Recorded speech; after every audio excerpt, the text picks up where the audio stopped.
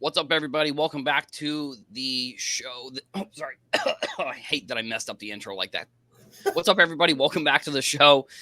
This is Hobby Hotline, episode 309. I'm here with Uncle Rich Klein and Chris Carlin. Uncle Rich, I'll start with you. How's your week been going? What you been up to? My week's fine. I get to look at an assortment of baseball cards this afternoon. One of the people at our synagogue sent me an email and I spoke to the person.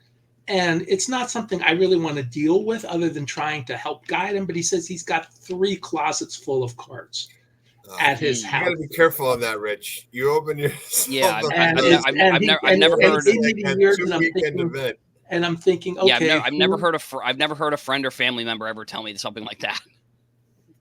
Right. So So I'm going to go over. He doesn't live that far from me. And we're going to spend some time and figure out the best way for him to deal with it, because it may be something I can play with. It may be something for you to say, hey, I want you to go here. So that's my afternoon. Well, nice. That's a nice thing to do for a friend, for sure.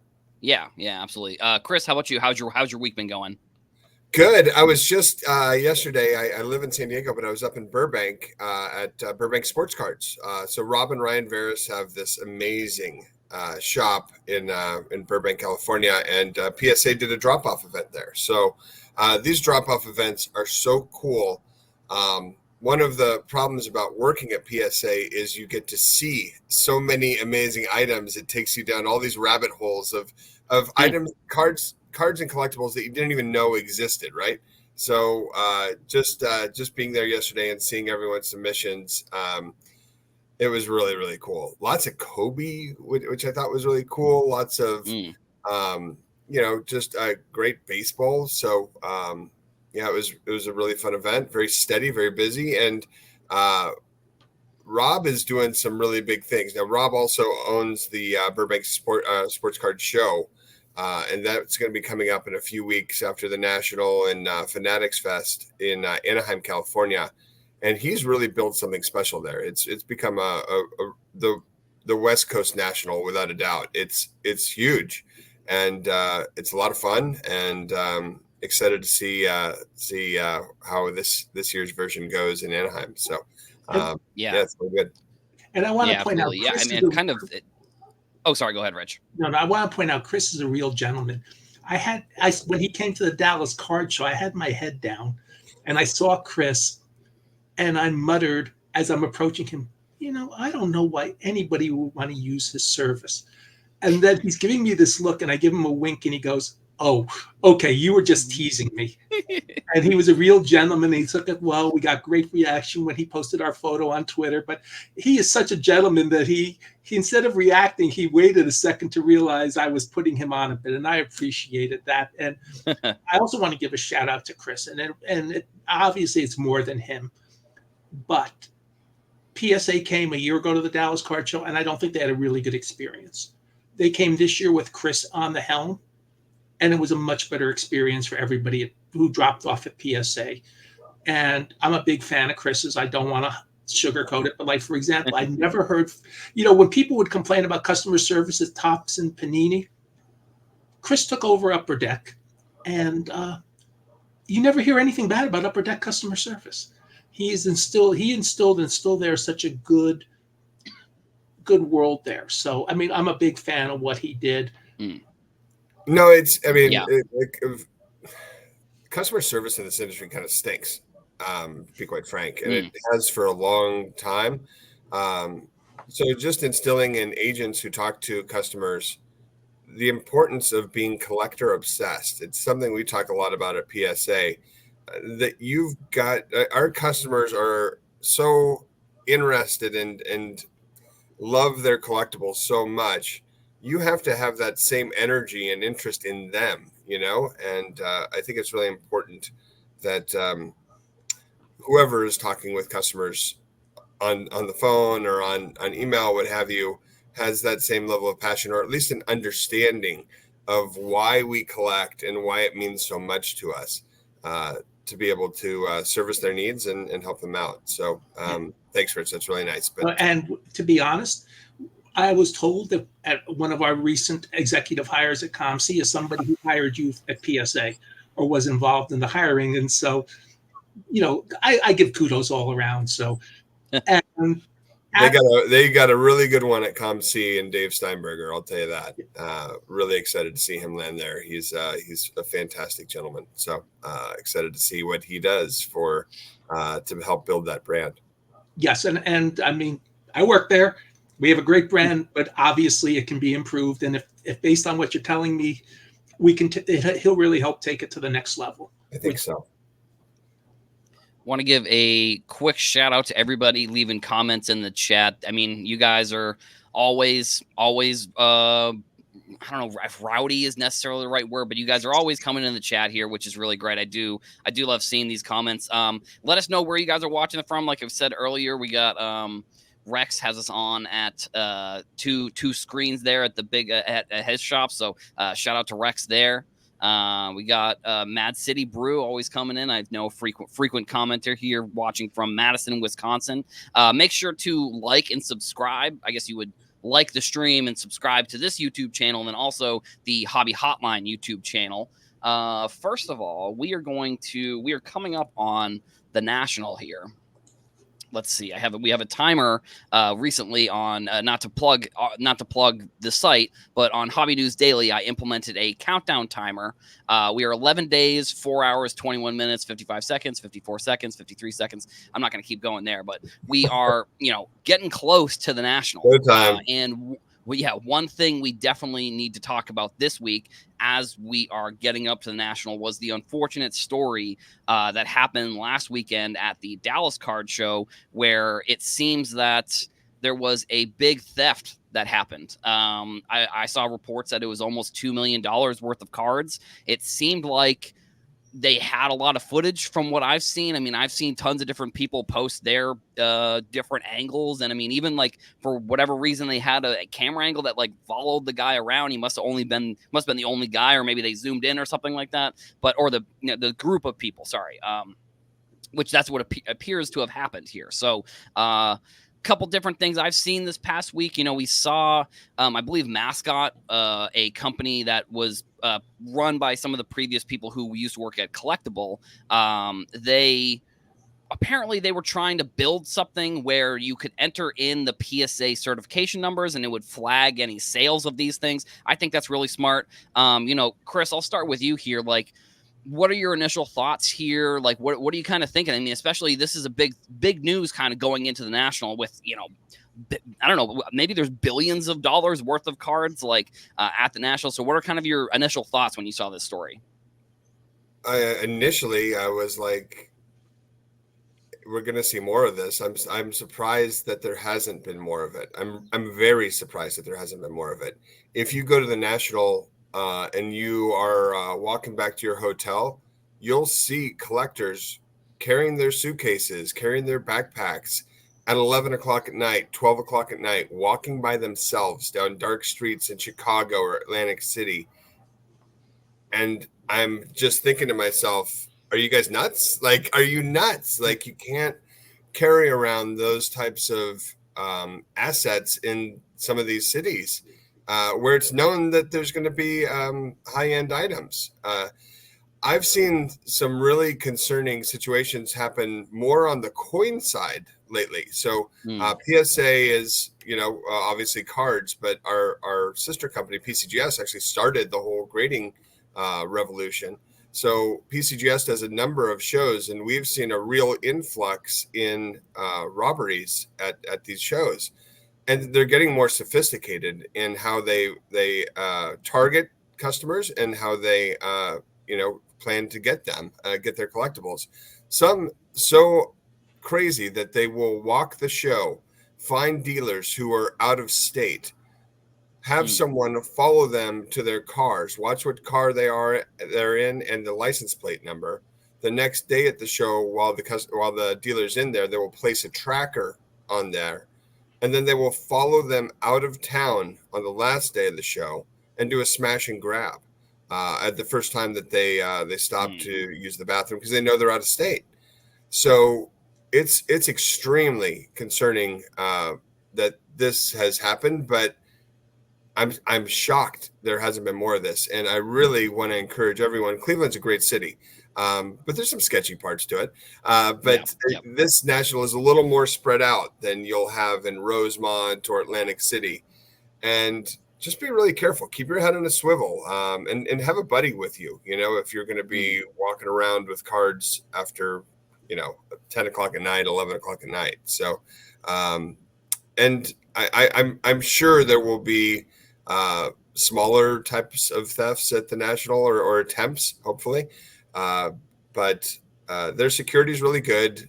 There's more. Show promoters are doing more to protect customers. I love how much footage there's been from the show. I love how the show promoters have helped in the investigations into this. But it's shocking that there's not more of this happening on the trading card space. I want to point out that one of the reasons the Dallas Card Show has such good camera security, and they keep it going, was sadly one of my friends got robbed of his fanny pack of $10,000 of cash on him. And there really wasn't security cameras at the time. He wasn't real happy. Fortunately, thankfully, he could absorb that loss.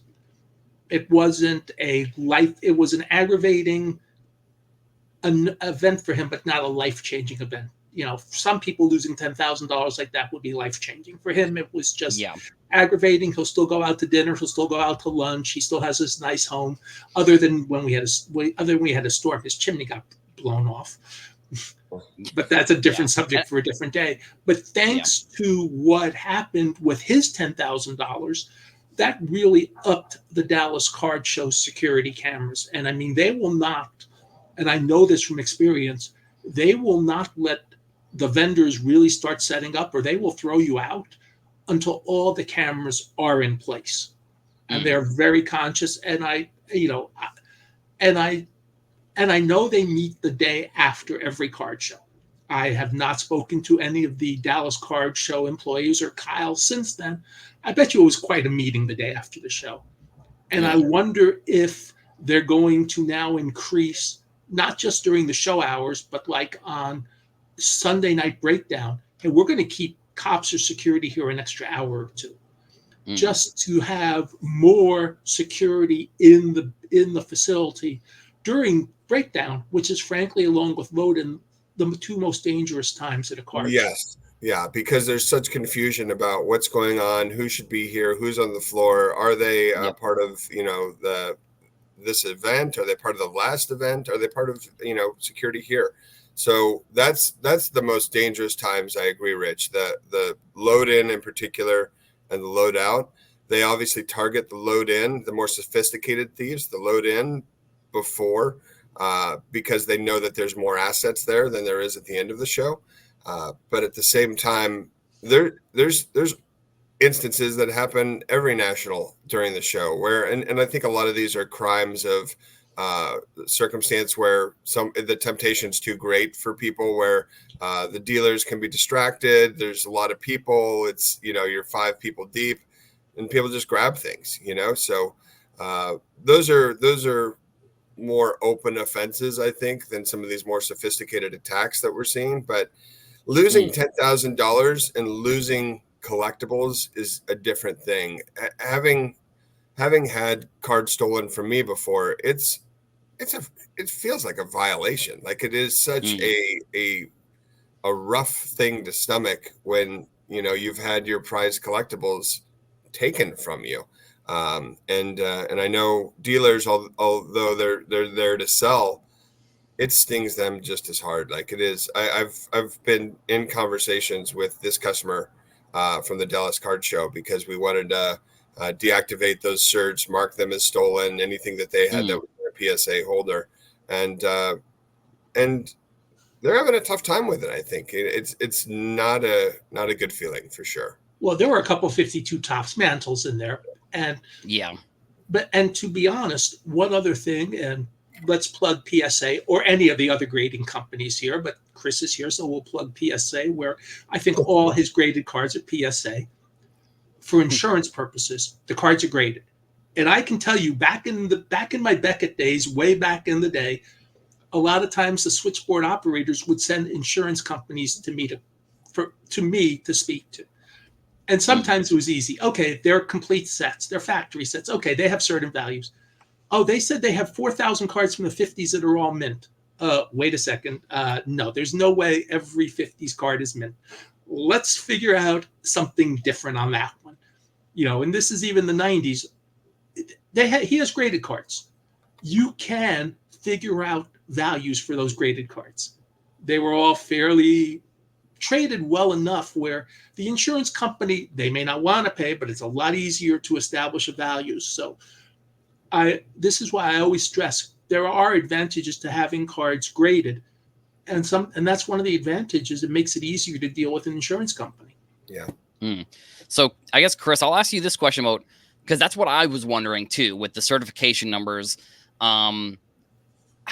If hypothetically, and I don't know if this is a possibility or whatever, but if they were to, if one of the cards were to pop up on a auction site or like eBay or any of the big auction houses, is there a way to track those certification numbers? Like, do the auction houses, do they have like a list of certification numbers that are like, if this card pops up, most reputable auction houses are going to run those certain numbers before they do anything. They've just learned because it's a lot of time for them to list items and take in items. If they don't do their due diligence to check that they're not stolen, then they've learned that it's bad business for them. So right. I think that the problem is most thieves aren't going to sell them to an auction house. They're going to try to turn them as quickly as they can for, oftentimes not a lot of money. So it's more, you'll see it in a Facebook group rather than, golden auctions or something like that. Right. Yeah. Right. Is more likely. And luckily our hobby is so it's definitely not as small as it was 10 years ago, but luckily there's so many people that communicate so well, and it's a tight knit group that the word gets out when people start trying to sell these things. So, I'll ask Rich this question. It's more opinion based, I would say. Do you think that like big card shows like the Dallas Card Show or the National, do you think that people should just avoid bringing some of these like monster big cards to these shows nowadays? Because it's like Chris was saying earlier, like the ability, or I guess I don't know, I don't want to use the word ability, but like the possibility, maybe that's a better word, the possibility that somebody who is a criminal, they're able to come up with a plan and steal these cards. Do you think, like, at some point, do you think we're just not going to see cards over $10,000, $100,000 at these shows anymore, Rich? I think it might be like the way Heritage brings cards of that value, or if PSA has a display of cards. Heritage has several armed guards at their booth. They can bring the expensive stuff, and I will tell you, those guards are very aggressive, because Heritage left out some free cards once I went through it, and they go to me, "What are you doing?" I said, "Hey, these say free cards. I'm just running through them." "Oh, okay." And he apologized to me the next day. He realized I was right, but he was doing his job. But right. Well, so I'm not necessarily talking about companies. I'm talking about dealers or people, I guess. Dealers, if you're carrying $2 million worth of cards for you, it's probably worth it, not in addition to having your sons with you, to have a security person with you, or somebody else whose sole job is, who understands security. And there is something to be said for that. I can discuss whether the Nationals should give extra badges to somebody who, hey, this guy's carrying $5 million of cards. I have a table helper who knows cards, but I also want somebody I want somebody extra with me as a security guard, because I don't want that value taken. That's going to be a different subject for a different day. But one thing, and now I'm beginning to understand why the National wants to do is, like, during breakdown, they only want people with badges to be there. And even though some dealers aren't going to be, or some people with badges aren't going to necessarily be honest, at least that's a way of controlling who's still in the building. Right. And there is something to be said for having some guidance control. And we'll talk about other things later. But I also wanted to ask Chris, because Chris is actively involved with PSA at the National. And God knows you're going to be shipping a lot of valuable cards back to California. Yeah. I don't want you to discuss anything proprietary, but discuss some of the steps you take to make sure they get back there safely. No, one of the things I love about working at PSA, because I didn't have it up for deck, was our security, and a lot of our security agents are former law enforcement, and that's really important to us to have someone who knows the proper processes to handle an investigation, who knows what to look for in someone who may be about to rob us, but it's also nice to have, if you've got an angry customer yelling at you about a 7, you can be like, hey, look at this. Security is incredibly important for what we do at PSA. And we take a lot of measures to make sure that once someone hands us their cards under camera, that it's pretty much a documented journey throughout our facility. And once it gets to our facility. So a lot of times premium items are couriered directly back to our headquarters to make sure that, nothing happens to them. So. And you also are grading cards on site, which is a little easier for those, because they're not leaving the building. So but we get an equal amount of take-home submissions at the National. I was just pointing out that if it's on house, it's easier. Yeah, well, it's not so much. There's got to be someone with them 24 hours a day. So you've got people working in shifts. So important that some people know that certain companies are granted the ability to have security. Look at their booth, 24/7. So that's wonderful to know. And then you see, it's always so interesting to me trying to rent a safe around the National time. It's there's different companies that handle safe rental, but there are so many safes on the floor of the National. It's hard to get one. So you've really got to be ahead. Right. So, and I mean, one thing I want to. Sorry, go ahead. Sorry, I want to share. Sorry, it's not just the dealers that need to be careful. It's really the collectors. And something I saw last year was someone in our group didn't have their door fully shut. And there are thieves that operate around the National that push on doors or watch people who went into their room with a suitcase and wait for them to go back to the show the next day and get in. There's a lot of cameras in hotels these days, which is great. You'll see them even on your floor sometimes, but they're not always there. And you just need to keep your head on a swivel during these times. Even having a maid come in to clean, like there's a safe in almost every hotel room these days. Put your frickin' cards in there and make sure it's locked. See, I never really worried as much about that, because usually nowadays I'm buying from value boxes. And if somebody wants to take my $1 cards, it sucks. But guess what? You and Jim Beckett. Yeah, me and Jim Beckett. I don't know who enjoys it more, but yes, the two of us enjoy value boxes. And I love seeing Jim go through the value boxes. It's my favorite. It was hilarious. That's where I ran into him. I ran into him a couple times at the last National. I ran into him at dollar box. I was like, back again. I guess can't get enough of these dollar box. Which I mean, that's his happy place. The fun. That's the fun of it, Yeah. And for him, it actually makes sense. He's seen all the vintage. I don't want to say all, but he's seen 98% of the vintage cards. He doesn't always see what's in the value boxes. He sold the company in 2005, and he kind of went quiet for a few years in the hobby, just figuring out what he had. And so there's a whole, and with cards continuing to be released, there's a whole world of cards he never saw.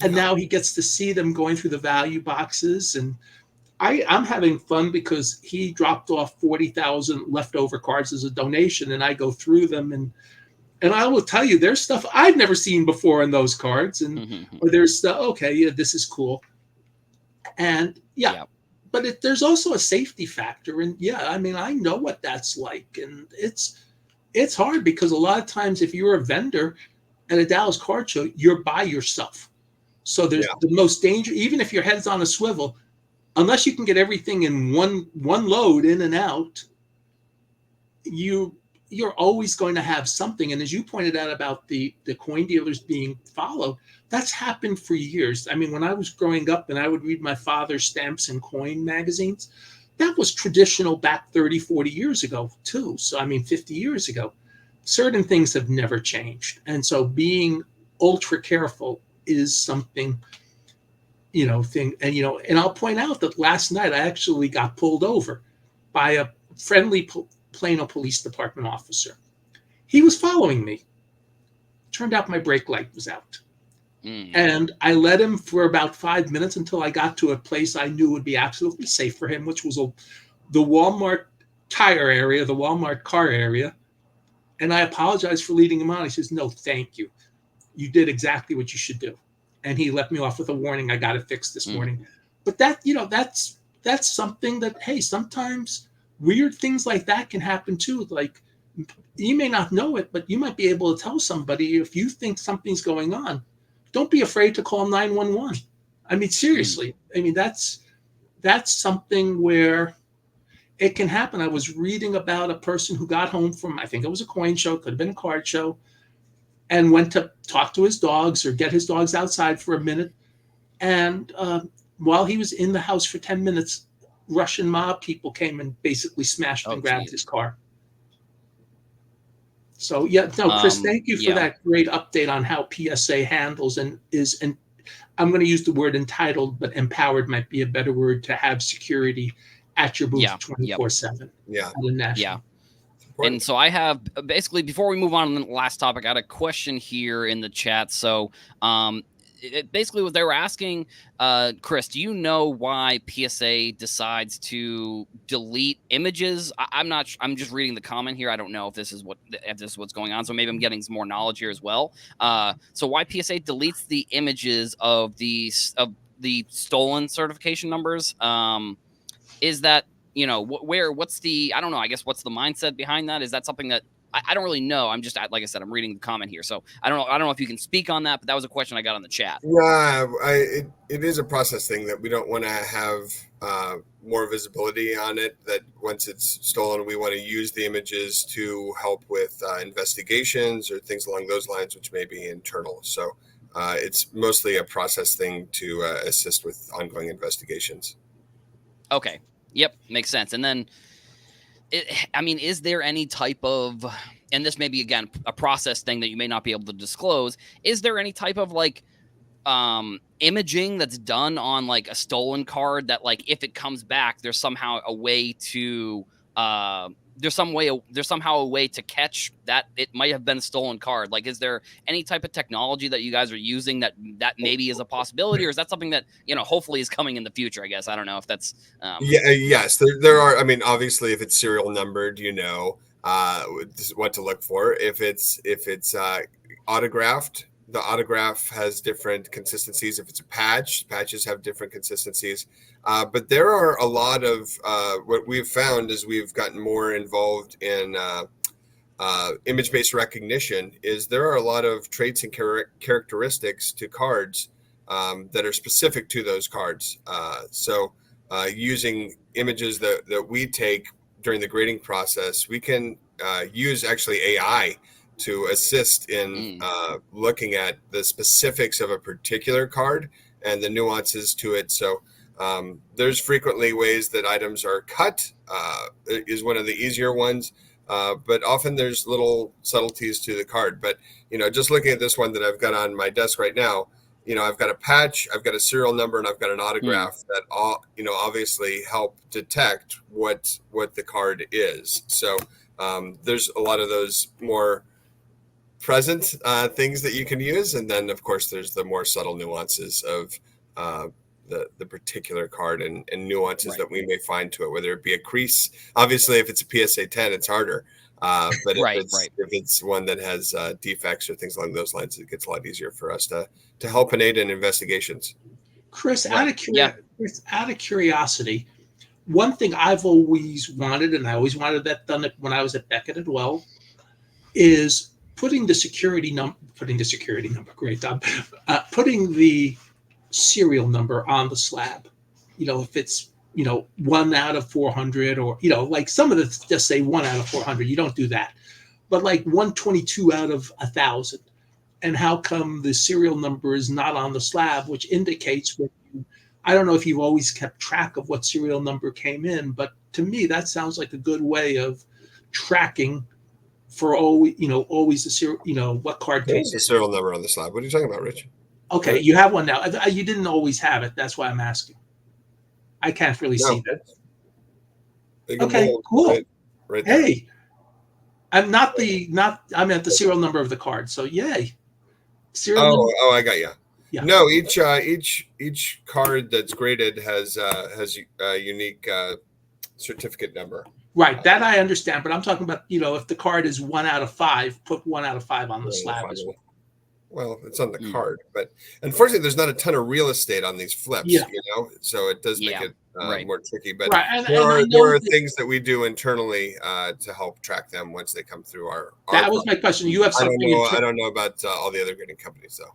But I know that I think one of the grading companies, SGC or CGC, puts the serial number on some of their slabs. It was just something that always interested me, because way back in the day, at one point in 2001. Oh, Jesus. Yeah, I know. This is before you grew your mustache. That way back in the day, there were 3 Albert Pujols in a Bowman Chrome out of 500, all supposedly numbered 5 out of 500, which was his uniform number. And knowing which one would have been real would have been a really good idea. That's all I'm coming from on that. But as long as you're keeping track of the serial number on the card as it gets graded, I'm fine with that. Yeah, that makes sense. I mean, it's been, I guess we're kind of floating around a bunch of different topics here with, PSA and card shows and stuff like that. So this week wasn't super, news heavy. I think a lot of companies, they end up waiting for the National to really release a lot of their big news. So one thing that Topps did announce this week that they're going to have at the National, they announced that they are doing a Topps exchange program. So there are going to be, for every $100 you have worth of redemptions, you're going to get a Topps exchange box. I don't know if these are the cards that come in the exchange box, but I would imagine potentially. But so if you have $100, you get one box, and their cards are going to range from 50 to, they're saying 7,500 plus. And I think there's a 10 box maximum here.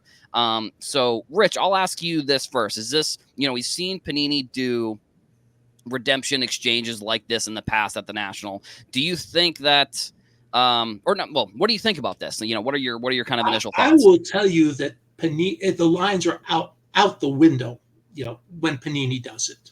They'll give you specific times, let's say 2 to 4 Friday afternoon.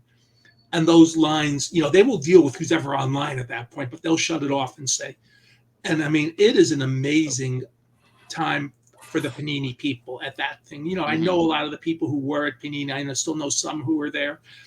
And I mean, it's one of the most stressful times for them, but it's also one of their most rewarding times when they were giving it. And good for Topps fanatics for doing something similar. There's nothing wrong with taking ideas from other companies that work.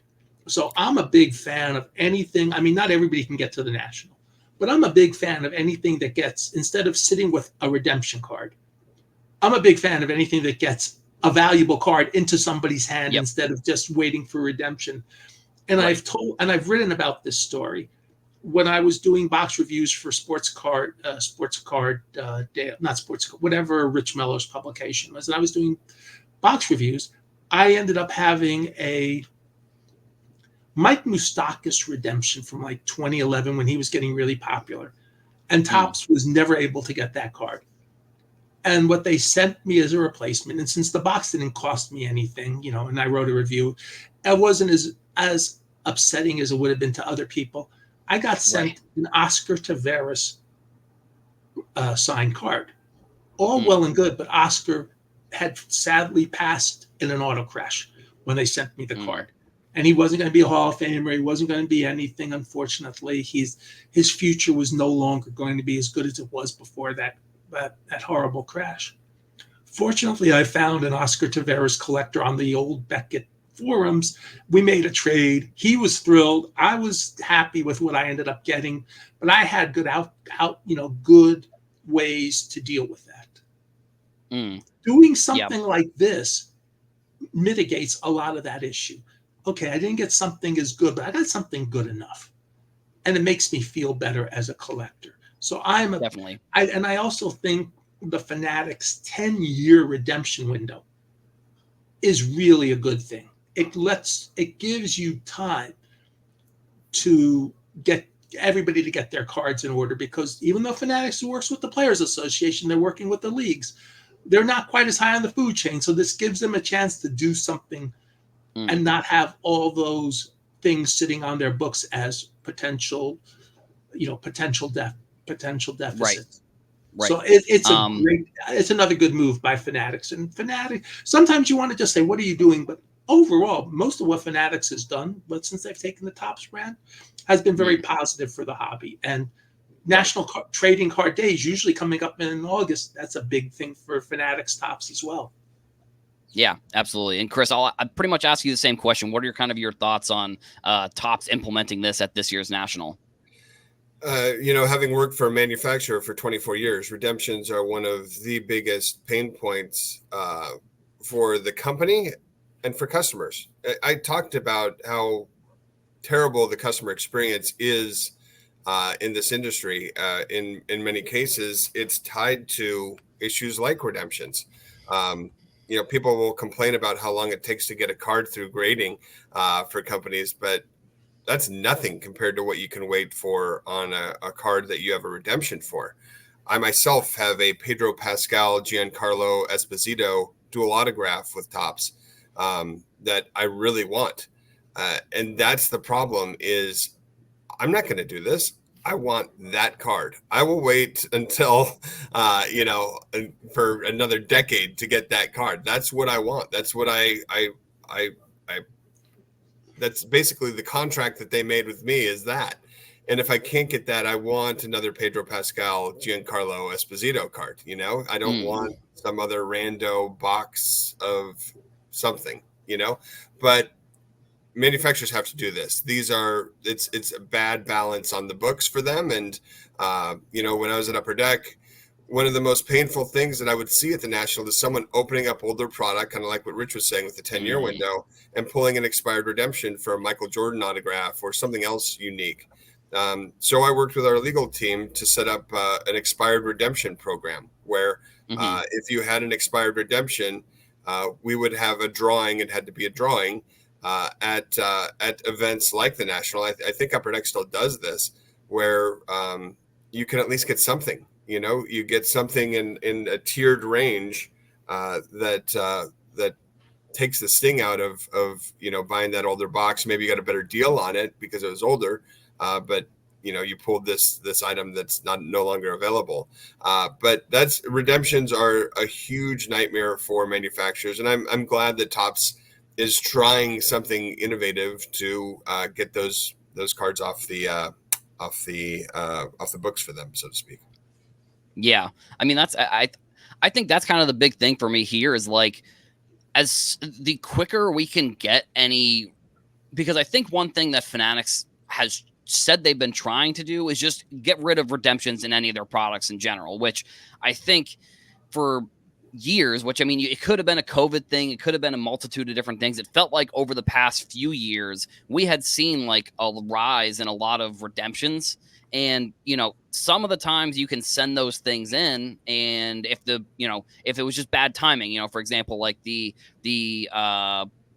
Joe Burrow contenders autographs, those are all live autographs, but they're redemptions in the product. So you can send those in and they'll send it back to you, as soon as they do all the shipping and stuff. But, in some scenarios, they're just not going to get those autographs. So getting the redemptions off of, the books or whatever, however you want to call it, for Fanatics, for Topps, Panini as well. I mean, like because the thing that I'm thinking about is like, if you can get, hypothetically say there's a number to 99 card or something like that, that's a redemption. If you can get 50 redemptions, which that's probably a steep a steep ask there. But if you can go back to the player and say, hey, you only have to sign 50 of these cards, and then they can get the redemptions fulfilled, I think that's also a win. But at the same time, I mean, that is kind of a lofty goal to get almost half the redemptions. But I think from this, for this example, for what Topps and Fanatics are doing, they're trying to, I think, get a lot of the redemptions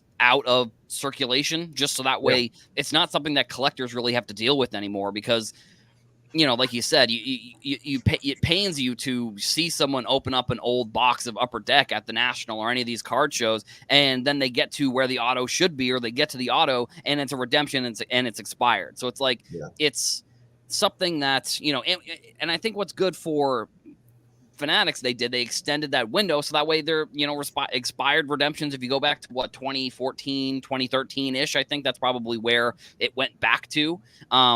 You're giving people the opportunity that, like, if these cards exist, they can get them. Also with this exchange, like, if they exchange the redemptions and then eventually get the autos, they potentially can use those autos in, product boxes like this, for example, because I don't know if these are made specifically for this product or like where these autographs come from. So, well, Rich, let me tell you one thing. I don't know. I doubt they made these specifically for this. When you make a product like Top Series 1, let's say, it's very much you as the product manager or, the folks at Topps who are putting it together. You have to put together basically a recipe. You've got a recipe of what it's going to take to make this product. Here's my list of ingredients. And then you need to have a little extra, right? Because you don't know if you're going to run short on this, that, or the other. So when trading card companies make products, there's a series of cards called end of job cards that are, returned to the manufacturer. And basically they can be pretty good hits. Obviously, companies make sure that the most premium, the one-of-one shield cards and things like that are distributed in the run. But what if one of those gets damaged? So sometimes you need to have extra in case of damage. But then you also have that overrun to use to help out with instances like redemption issues, insert ratio issues, things along those lines that are manufacturer defects, but you have to have an arsenal of items to use to help out with that. So my guess would be that many of these items are end of job from different products. Yeah, so that actually was literally going to be the question that I was just about to ask Rich and then you as well. So that actually, I don't have to ask the question. I was going to say, like, where did you think these cards come from? It drives collectors nuts, right? Because in our minds, everything should go in the pack, right? Yeah, right. But when it's a release so large and you have to cover yourself as well as a manufacturer for instances of factory damage or issues where the machines may not be firing right and someone gets a box with no autographs. I've had that happen. Everyone who's been in this hobby for a while has opened up a box that didn't have what it was supposed to have, or maybe had more than it was supposed to have. So it's unless it's a product like Exquisite or the Cup where it's being hand packed, there's always going to be instances where there will be issues with product potentially because it's a mechanized process. The funniest thing is I did reviews for 7 years, and in those years I probably did hundreds of boxes. Only twice did I not get what the box promised me. Yeah. And both times it was Topps Chrome Football. No, and I got to tell you, it's amazing that manufacturers can get it right so frequently because, and we then will complain that, the autograph's always on the third pack and the bottom, the left. But it's like, come on, man, like they have to have a sequence to deliver what they promise. So, it is. I'm always shocked that more things don't go wrong in the manufacturing process. And we've talked in the past about some of Topps production things, and one of the things is they're still on a learning curve with the printing presses because when they bought the printing presses here, I think a lot of the senior people who aren't there anymore. So you have a big learning curve, and that's true of any position. I saw one of my friends at the Dallas Card Show who's like high up on the Panini product management chain. And I worked with him at Beckett for years. He had done a lot of stuff at Panini. And then he circled back to Panini after a lot of the people left for Fanatics. And he says, I'm still learning a couple years later. And there's a lot there. And and he's a collector. He goes to the shows, he gets it. And that's the thing, as Chris points out, you want, as Jim Beckett would say, as friction-free as possible, as easy as possible. But they're still human beings doing things, and things still go wrong. And redemptions, I don't want to say it's something gone wrong, but it's something where we didn't get the cards in time. And sometimes it's easy, and sometimes it was Panini waited 7 years for some wide receiver to return their signed cards. People were getting them like 6-7 years later after the fact. Huh. Hey, I want to talk to Rex's point here. It's not. He's saying that basically it's hard for card makers to go out and bug the athletes. The real issue is the agents. The manufacturers deal with the agents and bug them over and over again. And when I can speak from seeing this happen dozens of times, when you really get hard on the agents and say, we're not going to do any more autograph deals for this player or what have you, the agent will let you know, okay, that's fine. By the way, I represent all these other athletes. Yeah. And if you want to have a problem with this one, you don't get access to all these other athletes, or I'm going to charge you more for all these other athletes. So agents are really good at making sure that their clients are always represented and taken care of, unfortunately. So it's a tricky thing. Chris, do you think, and Adam, do you think that the fact that Fanatics has closer ties now with the Players Association and the leagues will make it easier for them in the future to get the autographs? No. Okay. You want to know why? Because they want the issue what you just brought up. They want more and more autographs. They want, and the athletes only have so much time. You should see what an athlete has to sign their rookie season. It's insane. And most of these players are just trying to make the flipping team, right? So it's really, really hard on them when they have to sign, honestly, 50,000 autographs for a manufacturer. I love how Topps will have athletes show, during their signing, but you can see how much they are signing. It's a lot. And for someone who is just breaking into the league and has all these new commitments and things like that, their rookie season, we would always say at Upper Deck that, how well an athlete does signing their rookie season determines how much we're going to work with them in the future. If they can't get through this, then they're going to be a problem signer in the future. We don't want to have more redemptions, so we're probably going to offer them a smaller contract or no contract at all. But it's a lot, and people, as much as companies have done a good job with new, one thing I like that Fanatics did is these first stitch cards. It's the jersey is something you never even wore, but it's a card that was the first one off the line, so to speak, and they put those in cards. But nothing has galvanized or interest collectors like an autograph. And there's always going to be that reliance on them. There's more people. Panini wants to 10x the hobby. That's 10x autographs, and it's so hard to do. Really, really hard to. Chris, out of curiosity, and Upper Deck has been pretty good over the years with this, and I know you're not there anymore, but I think there's also a bit of an untapped market, especially if the collectors get a little bit older and Topps does a good job with heritage, and I think they could even do a better job. And I'm sort of conflating things here, but we'll call it the retired players. I know they're not the active players, but the retired people who might, like especially in baseball, the guys who retired before 1979, any extra money they can get from signing autographs, they're not getting the pension. So they may just be living on Social Security. So they would be getting extra money that they could really use. And getting players that are popular or well known even in one area, and I'm just going to use Carmen Fanzone, who was known in Chicago because he became a professional musician. Getting somebody like that to sign cards, as long as he's physically able to, would widen the autograph world. And I mean, I know there's only certain products you can use somebody like that in, usually Heritage and maybe Archives. But is that a way of getting more autographs out there and helping people who might not be doing as well financially as the active players who are still taking in a lot of money? Yeah, the problem, Rich, is this hobby is so driven by rookies. Mm. It's a Yep. rookie-driven hobby, and the veterans, in most cases, are asking more than a rookie would to sign their autograph. Rookie deals can be as inexpensive as $1 a sig, whereas veterans, it's going to be 15, 20, 25 on up based on who they are.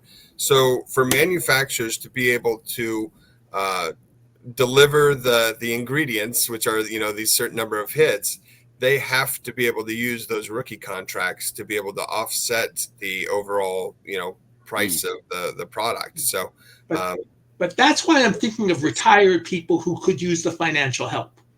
they still have agents. They still have, I was with Rick Sutcliffe, a former pitcher for the Cubs last night, and his agent just passed away, sadly, but still he has an agent, and his agent's working on his behalf. And Rick is a guy who doesn't sign a ton. Actually, I'm trying to get him into the hobby a bit more, but it's one of those things where for some players that are retired, they don't like that side of the business. He doesn't do public signings because he's just off put by someone wanting to make money off him or his name, image, and likeness and his signature. So everyone's a little different that way, but they still have agents, and the agents still work on their behalf to make sure that they maximize it. So yes, there could be a few guys like that, Rich, who are definitely worthy. And one thing that I loved that Upper Deck would often do is try to find athletes who haven't signed for a while. Try to find those guys who were deeper on the bench but were fan favorites, and try to do deals with those guys. And because it's important that when you open a product every year, you're not seeing those same veterans. You're seeing a little, oh, I remember that guy. I haven't seen that guy. That guy hasn't signed for a number of years, That's a big deal. That's a big value add for manufacturers for those projects that do require more veteran or legendary representation.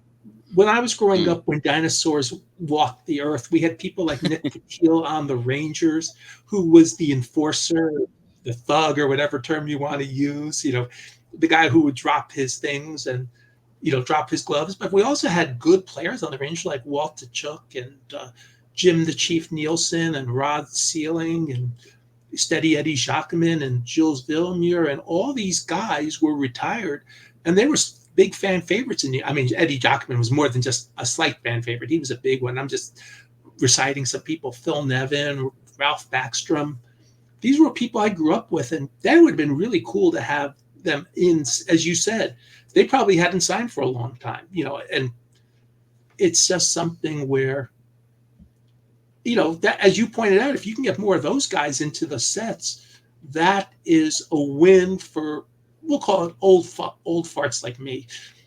But it's also a win for them. They may not be, they may be getting the pension from the teams or the leagues or the Players Association, but they may not be getting as much, obviously, as the active player. So that's why I'm saying it's a win-win.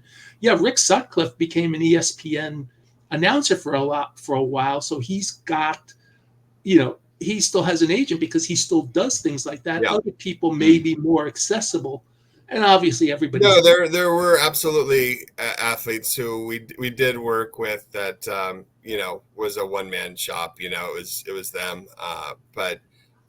But most do still have some type of representation for sure. And good for them to have some representation. Yeah. No, absolutely. Like good for them. I have a close family friend, an old pitcher named Randy Jones, who was with the Padres, and he's just a really good guy. But I asked him, Randy, do you ever get tired of signing? And he says, Chris, the problem isn't when people ask for my signature. It's when they stop asking for my signature. And that's one of those things that a lot of these guys are cognizant of, They're placing. Randy was a great Facebook follower for a long time, by the way. I really enjoyed his posts. Yeah, he'll chime in on some of my stuff on Twitter every once in a while. I'm like, RJ, what are you doing? and he won a Cy Young Award. He's a great example of somebody who appreciates that people want, people want him. I remember, and I'm digressing, but the late Frankie Frisch was at the Hall of Fame like in 1971, and some fan asked for his autograph and said, "Who did you used to be?" Yeah. Who were you is the Who were most you? offensive thing I've heard people say. Yeah. And he was taken aback by that. But he was still Frankie Frisch. He was still the Fordham Flash. He was still an all-time great player. Yeah, absolutely. That's hilarious. Okay. Well, we're approaching. Yeah. We've had a really good hour. We're kind of So thank you for leading us coming up on the top of the hour here. Holy crap! I know, right? Chris. We got through this real quickly. Yeah. And I do like Rich. I love your idea about the having older players sign cards, and I think it's a great idea. But I think unfortunately, like with this business now, unfortunately, it's become very money driven. I mean, I don't know, maybe from your perspective, maybe it could always have been like that, but like a lot of the autographs in some cases are just like it's just a line on a spreadsheet. It's just we got to check that off to make sure we get this and this product. So like I said, I do like that idea of getting older players to sign to sign for any number of different reasons. But like we said, unfortunately, we are coming up on the top of the hour here, so I'm just gonna go around the horn one more time, basically. Chris, for you, what you got coming up? I mean, you're probably busy with the National. Anything you want to promote? Anything you want to say to the Hobby Hotline listeners here as we sort of wrap things up? I'm responding to Dykstra right now about why are manufacturers scared to release print runs, because it doesn't value out to them. It doesn't. If it's not a one of one, collectors don't really care that much. But what they do care about is when there's too much. So if manufacturers were to share, there's 5,000 of these jersey cards for a particular player. What? For a collector? Oh, I don't want to touch that, So they don't share it because it doesn't behoove them to share it. But things coming up, yes, the National is going to be great next week. So excited to see so many fans. I know there's a lot of people who some even on this chat who don't understand what PSA does or don't think that the services we provide are valuable, but I can tell you they are, and I would love to chat with any of you. I'm going to be there on site because when I came here, I didn't fully understand everything either. I came from the manufacturing side, and I would not be at this company unless I believed fervently in what they do. And over the last couple of years, I've been slabbing everything I've got, whether it's flipping Toto ticket to banknotes, to really cool coins. There's a real value to some of the things that grading services provide. But there's an intimidation factor of walking up to that booth and talking to someone. So I just want to say that if you see me at the show, please come talk to me. I love the hobby. I love this industry. I love working with collectors. And if I can give you some tips or tactics or help you along your collecting journey, I would love to do that.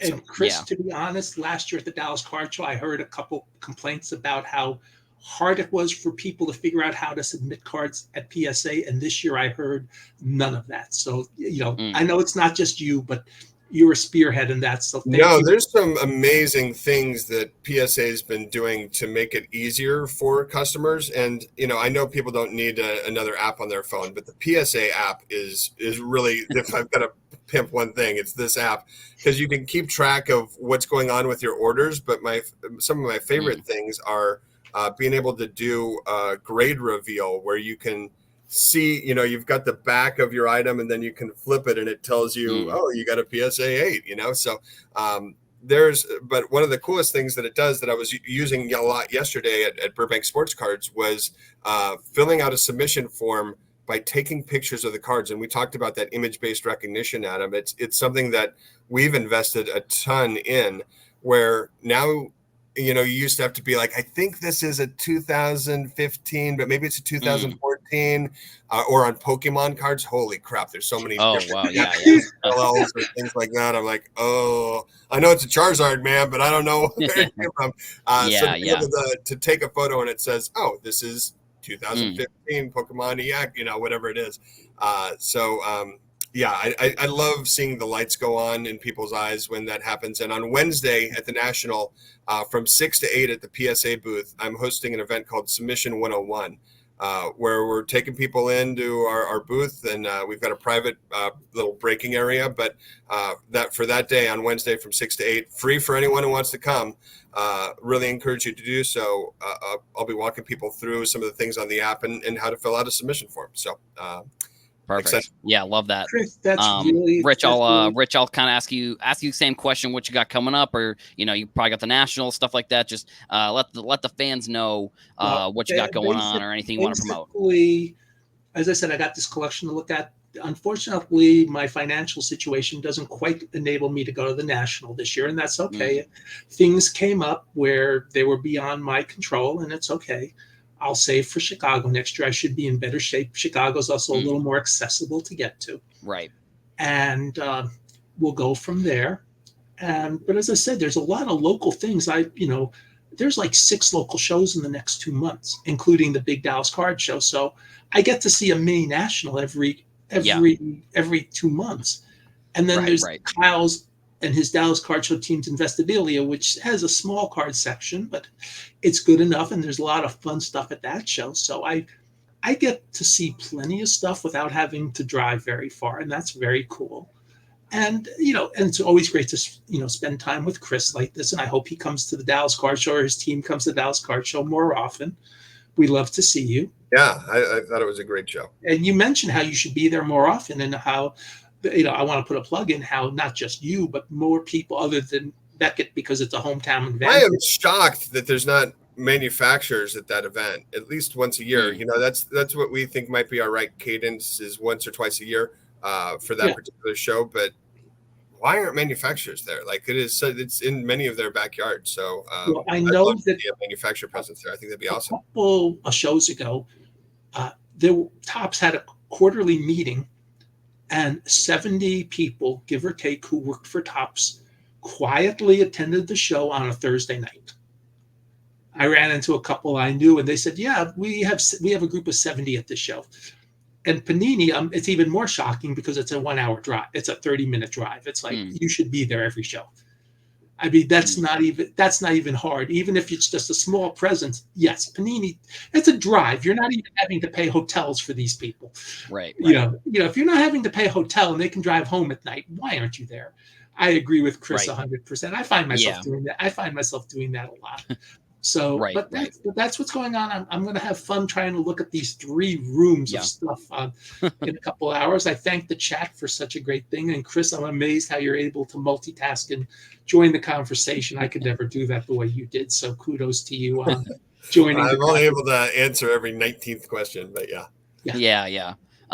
So I'll, as we're kind of wrapping things up here, I want to thank you, Rich. Thank you, Chris. Thank you, everybody in the chat, everybody in the YouTube, Twitter, everywhere. Make sure you like and subscribe. Hey, Adam, go for it. Yeah. Thank you. Thank you. No. Hey, no, Chris. Thank you. And Adam, I always enjoy when you're the host. You plan it out in advance. You do a wonderful job. Appreciate that. Yeah. The only thing I have to promote here is going to be this show, and then Hobby News Daily, the daily podcast. I work with Danny 5 days a week on that, and then Saturdays we do the recap. It's on YouTube. It's all that stuff. So, I really enjoy that. If you want to hear me talk more, then, that's where you can find me. Heroes for Sale, I guess, on Twitter, if you want to go there. I kind of tweet out random stuff, sometimes just my random interest, not as much about sports cards, sometimes if things pop up. But yeah, like I said, subscribe on YouTube, come back here to Bench Clear Media next week, because that is where this show is hosted. Thank you all for listening and watching, and make sure to like and subscribe, everybody. We'll see you next week. Take care, everyone.